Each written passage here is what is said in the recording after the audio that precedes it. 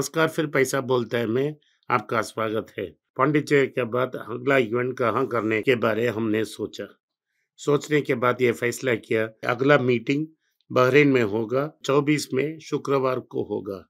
हमने gulf countries में सारे कंट्रीज कवर किए हैं, लेकिन बहरीन नहीं गए हैं। ये हमारा पहला विजिट होगा बहरीन को।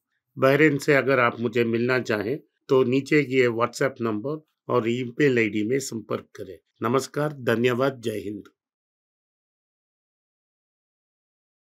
नमस्कार, फिर पैसा बोलता है में आपका स्वागत है।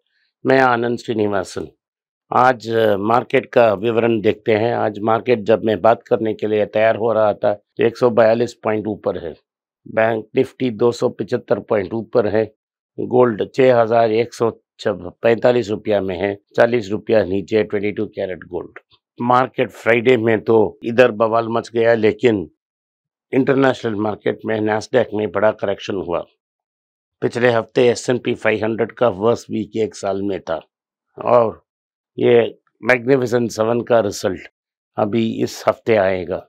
मार्केट का एक्सपेक्टेशन है 38% ऊपर अर्निंग्स का और ओवरऑल S&P 500 का 2.4% इंक्रीज। और ये इंडिकेशन होगा कि आर्टिफिशियल इंटेलिजेंस में कैसा प्रोग्रेस हो रहा है। मेरा अनुमान बहुत ज़्यादा प्रोग्रेस नहीं होगा। मार्केट में और करेक्शन होने की संभावना है। करेक्शन रिजल्ट्स के कारण नहीं होगा, करेक्शंस ग्लोबल सिचुएशंस के कारण होगा। और ये क्लियर स्पष्ट है कि अभी इन्फ्लेशन नीचे नहीं आएगा, और क्योंकि तेल के दाम भी ऊपर आ जा रहा है तो इन्फ्लेशन नीचे आने का कोई गुंजाइश नहीं है। तो जून में रेट कट नहीं होगा। अभी रेट कट तो नवंबर तक जब टल गया है। अक्टूबर में अनाउंसमेंट होगा, नवंबर तक इफेक्ट में आएगा, लेकिन उसके पहले 2-3 और रीडिंग्स आएंगे इन्फ्लेशन की। अगर इन्फ्लेशन धीमा नहीं हुआ, कम नहीं हुआ, तो मार्केट और ऊपर जाने की संभावना है। टेस्ला ने रिजल्ट्स में बहुत नेगेटिव हैं, कार्स बिक नहीं रहे हैं, तो उन्होंने अपने सारे 3 मॉडल की रेट $2000 काटे हैं। $1 83 रुपया 34 पैसा भी अभी है, तो उन्होंने बहुत बड़ा कटौती की है प्राइस में। तो इसी कारण मैं बोल रहा था भारत में उनका इम्पैक्ट बहुत ज़्यादा नहीं होगा। एलन मस्क ने भारत का विजिट को पोस्टपोन कर लिया है, अभी 2-3 महीने के बाद ही आएंगे। और जो अनाउंसमेंट टेस्ला के लिए गवर्नमेंट ने की, उस अनाउंसमेंट का फायदा टाटा चेन्नई के पास रानीपेट में एक नया प्लांट खोलने वाले हैं। वहाँ वो $1 बिलियन की JLR की इलेक्ट्रिक व्हीकल्स तैयार करने की कोशिश करेंगे। तो टेस्ला स्टॉक्स तो $150 की कमी आ गई है। इस साल में टेस्ला स्टॉक का करेक्शन बहुत जबरदस्त रहा। अभी तक 40% गिर चुका है ये प्राइस। तो इसीलिए मैं बोलता हूँ, आप किसी भी प्राइस में कोई फैंसी स्टॉक ना खरीदें, क्योंकि जब करेक्शन होता है तो बहुत पेनफुल होता है। तो कंपटीशन इंक्रीज हो रही है और सेल्स डिक्लाइन हो रहा है। इसी कारण टेस्ला में इतना बड़ा करेक्शन हमको देखने के लिए मिल रहा है। उनका साइबर ट्रक जो तैयार होके लॉन्च होना था, अभी लॉन्च नहीं हो रहा है और देरी हो रही है। तो ओवरऑल हमें क्लियर स्पष्ट है कि इंटरनेशनल मार्केट बहुत वीक है। भारत में भी फॉरेन पोर्टफोलियो इन्वेस्टर्स ने अपने स्टॉक्स बेचना शुरू कर दी। नेट आउटफ्लो हो रही है और भारत के निफ्टी में उन्होंने अपने बेरिश बेट्स की पोजीशन इंक्रीज की है और मार्केट नीचे आने की संभावना है, क्योंकि अगले 6 हफ्ते तक इलेक्शंस हो रहे हैं भारत में और उसके कारण वोलेटिलिटी हो सकती है। अगर तेल का दाम और ज़्यादा हो जाएगा तो खासकर रुपया में पड़ेगा और मार्केट नीचे जाने की संभावना बहुत ज़्यादा है। जो अदानी के स्टॉक्स पर ट्रेडिंग हुई थी, उसके लिए FII ने अपनी गलती मान ली। वो बोल रहे हैं कि वो फाइन करके सेटलमेंट करने की कोशिश करेंगे। और दूसरी बात है, अदानी की कंपनी ने अपनी स्टॉक होल्डिंग अंबुजा में सीमेंट्स में इंक्रीज कर वो अपना पोजीशन बहुत स्ट्रेंथन कर चुकी है। अल्ट्राटेक सीमेंट्स ने इंडिया सीमेंट्स की एक ग्राइंडिंग यूनिट जो पार्ली महाराष्ट्र में है उसको खरीद कर अपना पोजीशन स्ट्रेंथन कर लिया। एक ग्राइंडिंग यूनिट को 315 करोड़ रुपया में खरीदा है। इस नॉन कोर एसेट को इंडिया सीमेंट्स ने बेचा क्योंकि वो अपना कर्जा कम करना चाह रहे हैं। अल्ट्राटेक अपना पोजीशन मजबूत करने की पोजीशन में है। हीरो मोटर्स ने नेपाल में एक बड़ा नया असेंबली प्लांट शुरू करने की अनाउंसमेंट कर ली है। उधर 75,000 मोटरसाइकिल्स और टू व्हीलर्स बनाने की फैसिलिटी है। नेपाल में ये मार्केट 2014 से है। ये तो चौधरी ग्रुप से उनकी टाई अप है।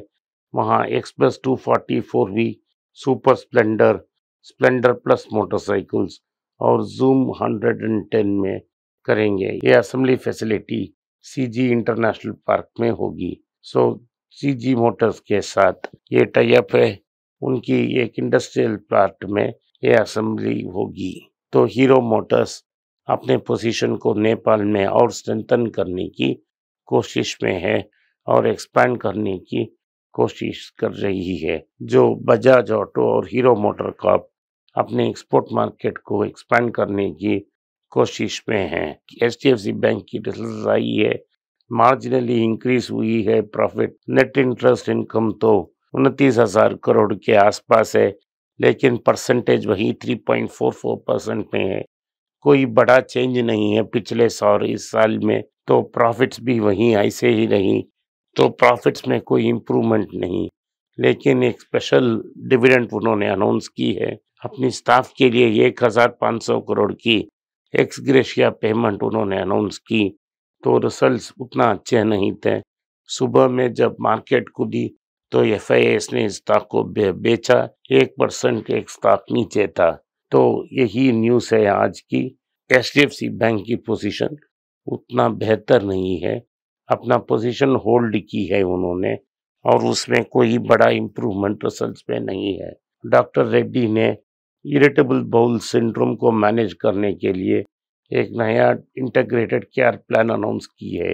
ये कॉम्प्रिहेंसिव केयर है, diet management, psychological and physical wellness support, in house developed mobile application के साथ उन्होंने शुरू की है। ये programme world international irritable bowel syndromes की दिन में शुरू हो रही है। ये इन हाउस मोबाइल एप्लीकेशन वो resources, tools and support deliver करेगी। इसका नाम होगा daily bloom IBS। Net direct collection बहुत आगे चल रही है। इस साल 18% की सर्ज हुई है। ईयर ऑन ईयर तो उन्होंने 19.58 लाख करोड़ टोटल करेक्शन हुई है और ये बजट एस्टिमेट से 1.35 लाख करोड़ होगी। इसके हिसाब से सेंट्रल गवर्नमेंट को फिस्कल डेफिसिट को मैनेज करने में कुछ और हेडरूम आएगी और उनका बोरोइंग कम होने की संभावना है। तो सेंट्रल गवर्नमेंट ने अपना फिस्कल डेफिसिट टारगेट 6% से अभी 5.9% अनाउंस की थी। अभी वो 5.8% की बात कर रहे हैं, लेकिन रिजल्ट्स तो बाद में ही देखा जाएगा जब CAG रिपोर्ट बाहर आएगी कि कितना ये हो रहा है। आज के लिए इतना ही। मार्केट बहुत स्टेडी है। जोमेटो ने अपना प्लेटफॉर्म यूसेज फी बढ़ा दी, अभी वो 5 रुपया हो गया है। हर ऑर्डर आप जब हम यूज करते हैं तो आपको डिलीवरी चार्ज सेपरेट लगेगा। उसके अलावा आपको प्लेटफॉर्म यूसेज फी भी 5 रुपया लगेगा। जो जोमेटो का प्रॉफिट्स है वो सारे प्रॉफिट्स तो प्लेटफॉर्म फी के कारण ही हैं। जब यूजर बहुत जागरूक हो जाएगा तो प्लेटफॉर्म फी पे करने से इनकार कर देगा। मैं आगे फिर से बोल रहा हूँ कि जोमेटो, स्विगी जैसे कंपनियों का बड़ा फ्यूचर नहीं है और बड़ा ग्रोथ प्रोस्पेक्ट्स इस कंट्री में नहीं है। ओवरऑल आज इतना ही। मार्केट में अभी 140 पॉइंट ऊपर है। मेरे हिसाब से ये डेड कैट बाउंस है। इंटरनेशनल मार्केट्स तो प्रेशर में है। इसराइल और ईरान के बीच जो टेंशन हुई है अभी तक खत्म नहीं हुई है और किसी भी दिन मार्केट वायलेंटली शिफ्ट हो सकती है। आप केयरफुली इन्वेस्ट करें। सिस्टर चैनल में मैंने स्टॉक डिस्कस की है, उसमें Karnataka bank, Tata motor, DVR, Manappuram finance, Muthoot finance जैसे अनेक स्टॉक हैं। सिस्टर चैनल तमिल में है तो इसीलिए मैंने लिस्ट इधर आपको बताया, इसको आप कंसिडर कर सकते हैं। आपने इस प्रोग्राम को सुना, इसके लिए मैं आपका आभारी हूँ। हो सके तो इस वीडियो को लाइक कीजिए, चैनल को सब्सक्राइब कीजिए और बेल नोटिफिकेशन दबाना मत भूलिए। अगर आपने बेल नोटिफिकेशन नहीं दबाया तो आपको नोटिफिकेशन नहीं मिलेगा जब हम एक नया वीडियो अपलोड करेंगे। हो सके तो इस वीडियो को अपने दोस्त और रिश्तेदार के पास भेजें और उनको देखने की आग्रह करें। नमस्कार, धन्यवाद, जय हिंद।